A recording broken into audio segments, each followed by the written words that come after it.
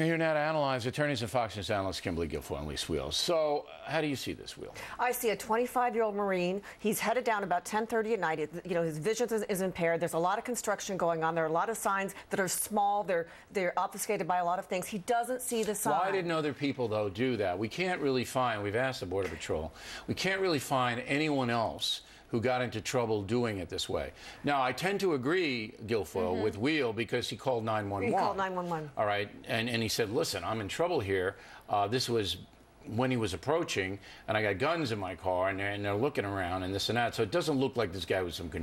And you don't smuggle 3 guns. No, it doesn't look like there's anything nefarious going on here. This is an individual who was gainfully employed prior to the military, had sufficient funds, upwards of $100,000 in his bank account from previous jobs. What he clearly states, said to the authorities later, is that he actually misread the sign situation. Do we know where he was going? He was on the ground to the left instead in of Mexico to the right. during the day by foot. Then he'd come back to get into his car. Then he clearly just got, maybe he had a few... So he had been in Mexico on foot. Right. Came back over the border, where he had parked his truck, his Ford truck. Right. So he gets confused. And he wanted to go home, but he gets turned around. The other point I got to make here, he's only been in San Diego for 2 months. He didn't know the area that well. All right, but you know, Greta's been doing this story aggressively and a good job on it.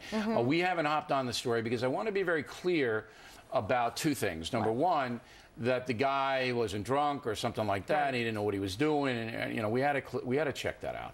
And number 2, that you know, Mexico has very, very strong gun laws, and if you go in there with guns, they're going to grab you. You're in trouble. I mean, that's it. So I wouldn't be opposed to this guy paying a fine. You know, he made a mistake, but you don't put him in jail.